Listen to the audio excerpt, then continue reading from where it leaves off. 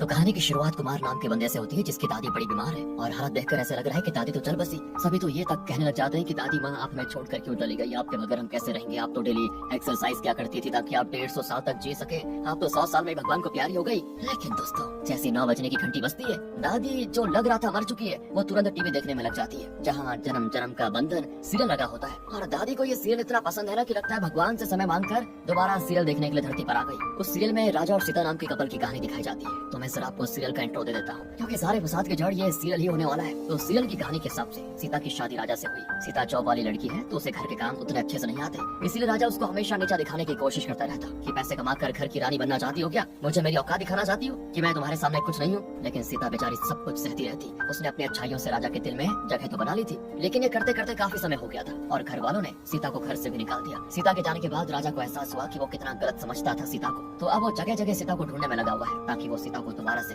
अपनी जिंदगी में ला सके। बड़ी मानुस कहानी है दोस्तों, आगे देखना काफी मजा आएगा। अब अगले सीन में हम श्रीनिवास नाम के बंदे को देखते हैं जो एक लोकल केबल चैनल चलाता है। साथ ही इस गाँव में जितने भी लोग हैं उनको केबल सर्विस भी प्रोवाइड करता है। सभी गाँव वाले अपने रिचार्ज वगैरह सब श्रीनिवास से आकर ही करवाते हैं। श्रीनिवास डेली अपने केबल चैनल पर लोगों को मूवी दिखाता तो कभी गेम खिलाता ताकि उसका चैनल और ज्यादा फेमस हो सके। अब लड़का अपने पैर पे खड़ा हो जाए तो घर वाले उसकी शादी की तैयारियों में जुट जाते हैं। दोस्तों एक लड़की से श्रीनिवास के रिश्ते की बात तो चल रही थी तो उसी लड़की को देखने श्रीनिवास अपने माता पिता के साथ जाता है। जहाँ घर पर वो लड़की मौजूद नहीं होती, वो काम पर गई होती है कहीं, तब काम से हाफ डे लेकर वो लड़की घर आ जाती है। ये देखकर श्रीनिवास की माँ को अच्छा नहीं लगता कि देखो तो यहाँ रिश्ते की बात चल रही है और इससे ज्यादा ये काम को अहमियत देती है। बताओ सीधे काम से घर पे आ गई, कुछ तैयार भी नहीं हुई। लेकिन श्रीनिवास को लड़की पसंद आ जाती है। वो दोनों आपस में बात करने के लिए अकेले छत पर चले जाते हैं जहाँ लड़की अपना नाम श्रीवल्ली बताती है। अब श्रीनिवास थोड़ा सा शर्मा भी रहा होता है और घबरा भी रहा होता है ये बताने से कि उसके ऊपर 7 लाख का लोन है जो चैनल चालू करने के लिए उसने लिया था। थोड़ा टाइम लगेगा लेकिन लोन क्लियर हो जाएगा। तो श्रीनिवास कोई भी बात ना छुपाते हुए श्रीवल्ली को बता देता है कि मेरे ऊपर इतना लोन है जो मैंने तुम्हें बता दिया क्योंकि मैं कोई भी बात तुमसे छुपाना नहीं चाहता।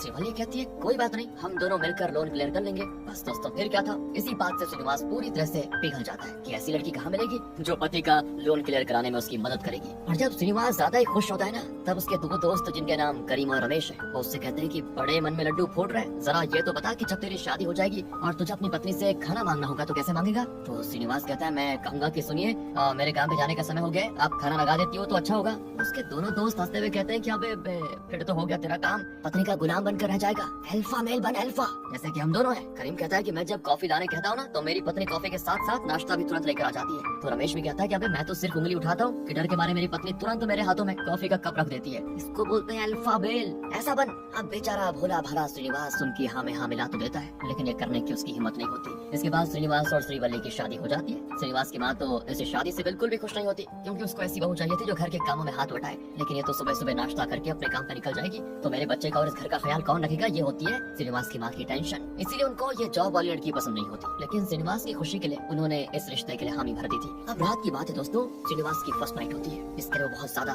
वो क्या यार हर कोई एक्साइटेड होता है। रमेश और करीम की बातें उसको याद आ रही थी कि अल्फा मेल बनना है भाई, पर श्रीवल्ली के आते ही श्रीनिवास की सारी अल्फागिरी निकल जाती है। वो शर्माते हुए कहता है कि तुमने खाना खाया, नीचे सब क्या कह रहे थे मेरे बारे में। तो श्रीवल्ली कहती है उन्होंने कहा कि आप बड़े सीधे, आपको कुछ भी नहीं पता, इसलिए मुझे सारी चीजें हैंडल करनी होगी। श्रीनिवास कहता है नहीं ऐसी कोई बात नहीं है, मर्दों को सब पता होता है। लेकिन तभी 9 बजने की घंटी जैसी बजती है ना और सीरियल के लगने का टाइम होता है ना तो श्रीवल्ली सीधे टीवी ऑन करके बैठ जाती है और वही सीरियल देखना शुरू कर देती है। हाँ वही दोस्तों, कुछ देर तो श्रीनिवास कुछ नहीं बोलता पर थोड़ी देर इंतजार करने के बाद वो कह देता है कि आज तो हमारी फर्स्ट नाइट है ना तो टीवी बंद करो ना, यहाँ जाओ बातें करेंगे। लेकिन श्रीवल्ली उसकी सारी बातों को इग्नोर कर जाती है, किसी का भी वो जवाब नहीं देती। इतना ज्यादा मग्न हो चुकी थी वो सीरियल में कि मानो सीरियल ने उसको बिल्कुल पजेस कर लिया। श्रीनिवास जब थोड़ा गुस्से में श्रीवल्ली से कहता है कि मेरी बात तो सुनो, तो श्रीवल्ली एकदम गुस्से वाला लुक देकर श्रीनिवास को कहती है और ये देखकर श्रीनिवास बिल्कुल घबरा जाता है कि हो क्या रहा है, इसलिए वो तुरंत ही सो जाता है चुपचाप बेचारा। फिर अगले दिन श्रीनिवास श्रीवल्ली से सीरियल के बारे में पूछने की कोशिश करता है लेकिन वो साफ मना कर देती है कि मैं तो सीरियल वगैरह देखती नहीं। श्रीनिवास को समझ नहीं आ रहा था कि ये हो क्या रहा है, श्रीवल्ली सब भूल गई क्या कल रात को क्या हुआ, या फिर ये जानबूझ के नौटंकी कर रही है। इसके बाद जब वो श्रीवल्ली को उसके ऑफिस छोड़ने जा रहा होता है तब उसको खुद के ऑफिस के बाजू में डिश टीवी के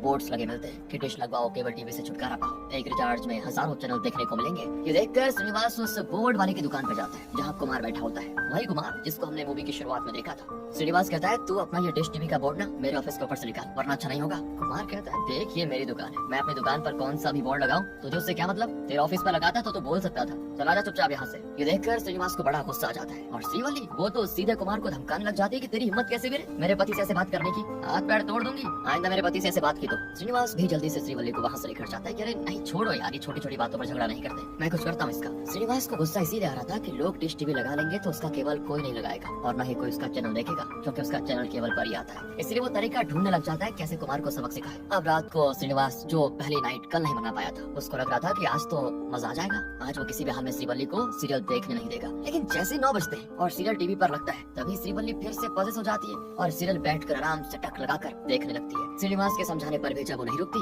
तो श्रीनिवास टीवी का प्लग निकाल लेता है। और फिर क्या होना था दोस्तों, श्रीवल्ली इतना ज्यादा गुस्सा हो जाती है कि वो एक हाथ से इतना भारी पलंग धक्का मारकर साइड कर देती है और श्रीनिवास से कहती है टीवी बंद किया तो तेरी खैर नहीं। श्रीनिवास की हवा निकल जाती है। वो डरे सहमे श्रीवल्ली से कहता है मुझसे गलती हो गई, मैं अब कभी टीवी बंद नहीं करूंगा, तुम जितना चाहो देख लो। और दोस्तों ये पोजीशन सिर्फ आधे घंटे के लिए होता था, मतलब जब तक टीवी पर वो सीरियल चलता, और जब सीरियल खत्म हो जाता तो श्रीवल्ली भी पोजीशन से बाहर आ जाती और बाहर आने के बाद वो सब कुछ भूल जाती कि अभी क्या हुआ था। अगले दिन दोस्तों श्रीनिवास अपने दोस्त से मिलकर उसको भी ये बातें बताना शुरू करता है कि आखिर उसके साथ क्या क्या हो रहा है। लेकिन श्रीनिवास उन्हें क्या अपनी दुख भरी कहानी सुनाता यार। उससे पहले करीम ही कहने लग जाता है कि यार डेली रात के 9 बजे एक सीरियल आता है और मेरी पत्नी जैसे उसको देखती है ना अपने होश को बैठती है, अजीब अजीब हरकतें करने लग जाती है। अगर उसको नाटक देखने से रोको तो मारती भी है। मैं डेली दुकान बंद करके 10 बजे तक घर आ जाता हूँ और आज पहली बार मैं 8 बजे आया तो ये चीज देखकर मुझे मेरी आंखों पे यकीन नहीं हुआ। ये सुनकर रमेश कहता है कि बड़ा अल्फा मेल बन रहा था, पत्नी से मार खा कर आ गया, बताओ मेरी पत्नी ऐसा कभी नहीं करेगी। जिस पर वो दोनों रमेश से कहते हैं कि तू तो नाइट शिफ्ट करता है ना, तो तुझे कैसे पता होगा। आज छुट्टी लेकर रात को 9 बजे के बाद अपनी पत्नी से कॉफी मांग के देख वो देती है या नहीं। रमेश भी मान जाता है और काम से छुट्टी लेकर वो ठीक रात को 9 बजे अपनी पत्नी को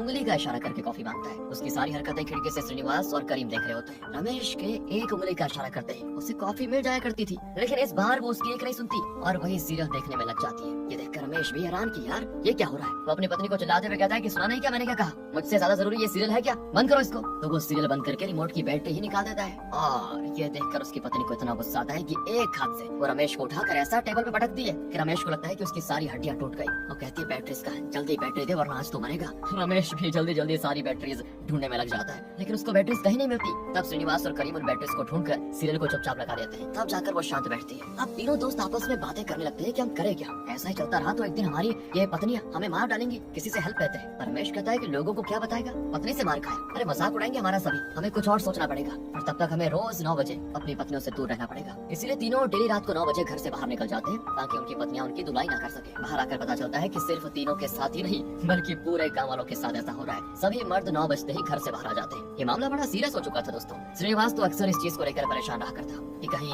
किसी दिन श्रीवल्ली खुद को ही सीरियल के चक्कर में चोट न पहुंचा दे। वो श्रीवल्ली को इसके बारे में कुछ नहीं बताता, वरना हो सकता है कि वो घबरा जाए कि उसके ऊपर कोई भूत का साया हो गया जो उसको नाटक देखने के लिए पोजेस कर लेता है। अब अगले सीन में तीनों दोस्तों को माया नाम की महिला के बारे में पता चलता है जो भूतों को भगाने का काम करती है। वो तीनों माया के पास आकर अपनी समस्या बताते हैं। इससे पहले माया ही कह देती है मुझे पता है तुम तीनों यहाँ किसके लिए आए हो, 9 बजे ही आता है ना वो भूत। तो तीनों कहते हैं कि आप तो अंतर्यामी हो, आपको सब पता है क्या, अब उपाय भी बता दीजिए कि कैसे भूत की फील्डिंग सेट करनी है। तो माया कहती है ये करना आसान नहीं होगा, तुम्हें भूत का डट कर सामना करना होगा, कठोर दिल करना होगा, डर के आगे जीत है। वो कुछ मंत्र अपने साथी को पढ़ने के लिए कहती है जिसकी फीस तीनों को भरनी होगी। वो फीस होती है 10,000 रूपए। तो तीनों कहते हैं कि अरे लाइए ना हम पढ़ देंगे ये मंत्र। 10,000 कहाँ के। तो माया कहती है कि पूरी रात एक टांग उठाकर 10 लाख बार ये मंत्र पढ़ना है, पढ़ोगे। और तब तीनों की हवा निकल जाती है। वो मंत्र वापस करते हुए कहते हैं 100-200 ज्यादा लेकर किसी और से पढ़वा लो, हम नहीं पढ़ पाएंगे। फिर माया तीनों को एक शीशी देती है जिसमें किसी तरह का कोई लिक्विड होता है। वो कहती है कि इस लिक्विड में अपनी पत्नी के बाल काट कर डाल देना, पता चल जाएगा कौन सा भूत है जिसने उसको पजेस कर लिया। इसलिए तीनों वो शीशी लेकर घर आ जाते हैं और बड़ी सावधानी से बाल काटने की कोशिश करते हैं, जिसमें वो कामयाब भी हो जाते हैं। और जैसे लिक्विड में बाल जाता है तीनों को अपनी पत्नी की जगह खुद की दादियाँ दिखाई देने लगती है। इसका मतलब दोस्तों तीनों की पत्नी के ऊपर इन तीनों की दादियों का साया है। तीनों की दादी मर चुकी है और वो तीनों ही मरने से पहले ये नाटक बड़ा अच्छे से देखा करती थी। मरने के बाद भी ये तड़प उनकी खत्म नहीं हुई तो उन्होंने अपने ही पोते की पत्नी को पजेस कर लिया ताकि उनके जरिए सीरियल को देखा जा सके। दादियों ने तो धूम मचा के रखी हुई है यार यहाँ पे। अब तीनों चाय की टपरी पर बैठकर सोच रहे होते हैं कि करना क्या है। तभी वहाँ से एक ताबीज बेचने वाला गुजरता है जिसके पीछे बहुत सारे लोग पड़े होते हैं। उन तीनों के पूछने पर वो बताता है कि ये पत्नी से रक्षा करवाने वाली ताबीज है। एक ताबीज अपनी पत्नी पर बांधो और दूसरा रिमोट पर, फिर तो भूत ऐसे रफू चक्कर होगा कि दोबारा कभी तुम्हारे घर में कदम नहीं रखेगा। ये चीज तीनों को बड़ी कमाल की लगती है, लेकिन एक ताबीज की कीमत होती है 3,999 मात्र। वो तीनों कहते हैं यार डिस्काउंट लगाकर 9,999 में तीनों को दे दे, और वो 1 रुपया भी कम करने को तैयार नहीं होता। तभी टीवी पर उसी सीरियल का प्रमोशनल एड आता है कि इस फ्राइडे को सीरियल का क्लाइमैक्स एपिसोड होगा। फाइनली राजा और सीता एक दूसरे से मिल जाएंगे। ये सुनकर तो सारे मर्द समाज में खुशी की लहर दौड़ जाती है कि फ्राइडे को सीरियल खत्म हो जाएगा, उसके बाद तो सब सही हो जाएगा, तो हमें ताबीज की जरूरत ही नहीं है। और ये सुनते ताबीज वाला कहता है कि भाई साहब एक काम करो, 500 में तीनों ले लो।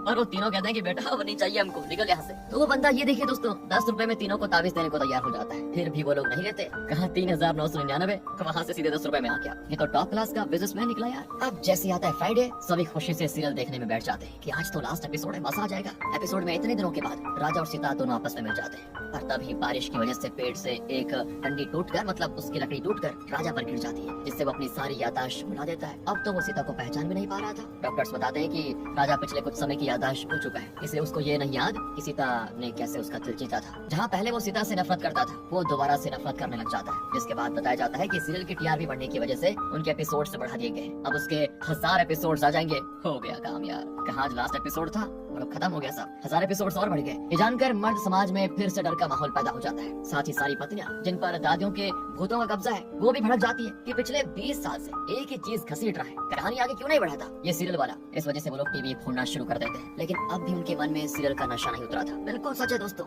ये इंडियन टीवी सीरियल इतनी छोटी सी चीज को इतना घसीट देते हैं ना कि सालों तक चलता रहता है। अब गाँव के सारे मर्द दोबारा माया के पास आते हैं और उससे कोई उपाय मांगते हैं। तो माया कहती है इसका उपाय मेरे पास नहीं है, पर श्रीनिवास, करीम और रमेश के पास जरूर है। ये तीनों अगर चाहे तो उन आत्माओं से गांव वालों को मुक्ति दिला सकते हैं। क्या करना होगा, कैसे करना होगा, ये मैं नहीं जानती। ये सुनकर सभी परेशान हो जाते हैं। लेकिन उन तीनों को थोड़ा कॉन्फिडेंस आ जाता है कि नहीं, अगर हम कोशिश करें तो जरूर कामयाबी मिलेगी। लेकिन कब मिलेगी पता नहीं। डेली श्रीनिवास को परेशान देखकर श्रीवल्ली खुद घर के काम में लग जाती है। उसे लग रहा होता है कि मैं घर का काम नहीं करती हूँ, इसलिए श्रीनिवास परेशान है। लेकिन वो उसको शांति से समझाता है कि देखो, जो मैं कहूँगा उससे तुम घबराना मत, मैं कोशिश कर रहा हूँ सब ठीक करने की। श्रीवल्ली हैरान होती है कि कहने क्या वाला है ये। तो श्रीनिवास भूतों वाली सारी बातें उसे बता देता है और ये सुनकर उसको यकीन ही नहीं होता कि ये भूत वगैरह कहाँ से आ गया यहाँ। ये सुनने के बाद श्रीवल्ली वहाँ से सीधे करीम और रमेश की पत्नी से आकर मिलती है और उनसे भी पूछती है कि रात को 9 बजे तुम क्या करती हो। और उन दोनों को भी याद नहीं रहता कि क्या करती है, मानो जिंदगी के वो आधे घंटे उनके दिमाग से डिलीट हो गए हो। लेकिन इस चीज से डाउट तो उनको भी हो जाता है कि मतलब श्रीनिवास जो कह रहा था वो सच है। अब अगले सीन में सीरियल के अंदर जब घर का वॉशिंग मशीन खराब हो जाता है तो सीता खुद के पैसों से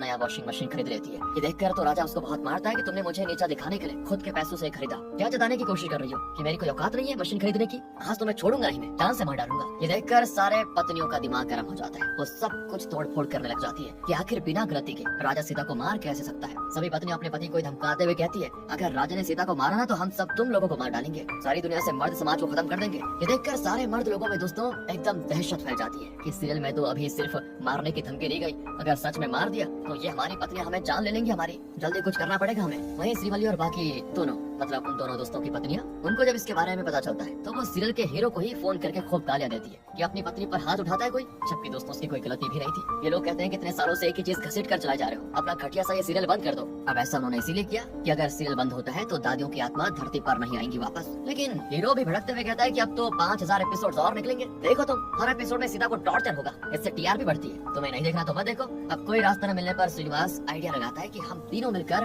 उसी सीरियल जैसा एक दूसरा सीरियल बनाते हैं और उसमें राजा और सीता का मिलन करवा कर सीरियल को एंड कर देंगे। इससे हमारी दादी हमारी पत्नियों को पजेस करने नहीं आएगी। बाकी दोनों कहते हैं ये हो जाएगा क्या, उनको शक नहीं होगा। तो श्रीनिवास कहता है कि अबे आत्माओं को कहाँ इतनी अकल होगी, मान जाएंगे वो लोग। इसके बाद ये तीनों मूवी बनाने वाले कुछ बंदों को हायर करते हैं और उनको वही सीरियल दिखाकर कहते हैं ऐसा ही बनाना है, सेम टू सेम, बस कहानी थोड़ी जल्दी चेंज करनी है और बिल्कुल रियल लगना चाहिए ताकि देखने वाले को पता ना चले कि असली है नकली। अब दोस्तों सेम कास्ट तो हो नहीं सकती, तो उन्हीं की मिलती जुलती शक्ल वालों को ढूंढकर मुश्किल से एक एपिसोड तैयार किया जाता है, जिसे श्रीनिवास अपने केबल चैनल पे चलाता है। और 9 बजते ही इनके पास उसका केबल कनेक्शन तो था, सभी के घर पर श्रीनिवास का बनाया हुआ सीरियल चालू हो जाता है। म्यूजिक, इंट्रो वगैरह सब सेम होता है और किस्मत से उनका ये आइडिया काम भी कर जाता है और दादी की आत्माएं फर्क नहीं पहचान पाती। ये देखकर तो सभी की खुशी का ठिकाना नहीं होता। सारे गांव वाले जो अपने घरों में डिश लगाए थे वो सभी श्रीनिवास का केबल लगवा लेते हैं ताकि उनके भी घर में यही सीरियल चले तो उनकी पत्नियां भी ठीक हो जाएंगी। अब आइडिया तो काम कर गया था, लेकिन डायरेक्ट सीरियल एंड कर देंगे तो आत्माओं को शक हो जाएगा। कोई कनेक्शन बताकर दोनों का मिलन करना होगा। रमेश कहता है कि सीता नौकरी करती है जो राजा को पसंद नहीं, तो हम सीता की नौकरी खत्म कर देते हैं, उसके बाद दोनों का गुस्सा भी शांत हो जाएगा।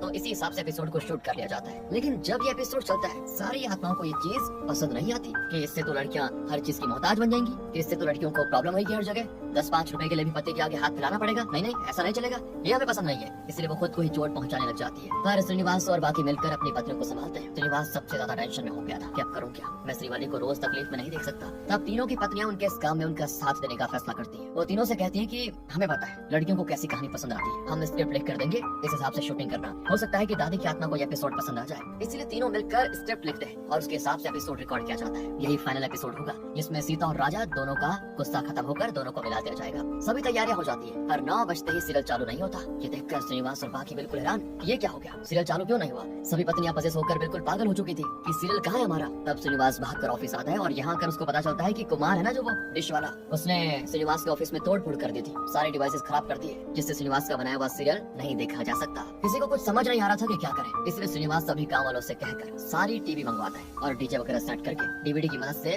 वो खुद का बनाया हुआ एपिसोड प्ले कर देता है। आवाज सुनते ही पूरे गाँव की पत्नियां वहाँ कर सीरियल देखने लग जाती है, जहाँ सीरियल में राजा खुद की गलतियों को मानते हुए सीता को नौकरी करने की परमिशन भी दे देता है और अपने किए हुए के लिए उससे माफी भी मांगता है कि तुमने आज तक मुझ पे बहुत सारे एहसान किए जिसे मैं चुका नहीं सका, और उल्टा मैंने तुम्हें खरी खोटी सुनाई, इसलिए मुझे माफ कर दो। सीता भी उसे माफ कर देती है और इस तरह से दोनों मिलने के बाद ये सीरियल हो जाता है खत्म। सीरियल खत्म होने के बाद ही सभी दादियों की आत्मा को शांति मिल जाती है, क्योंकि उनके मन मुताबिक सीरियल खत्म हो गया है। इस चीज से पूरे गाँव में खुशी की लहर दौड़ जाती है, सभी की खुशी का ठिकाना नहीं होता। पर मूवी के आखिरी सीन में दोस्तों कुमार श्रीनिवास के पास आकर कहता है, मुझे बचा ले भाई, जब मैं तेरे ऑफिस से सामान निकाल कर फेंक रहा था तो एक सामान मेरी दादी पे गिर गया, जिससे वो भगवान को प्यारी हो गई। लेकिन अब डेली रात को मेरी पत्नी के अंदर आकर नाटक देखती है, तो तू अपना केबल कनेक्शन लगाकर वो एपिसोड मेरे घर पे चलवा दे, एहसान होगा तेरा। अब आया ना उन पहाड़ के नीचे, दूसरे का बुरा करना गया था, खुद के साथ कांड हो गया। इसी हैप्पी एंडिंग के साथ दोस्तों ये कहानी खत्म होती है।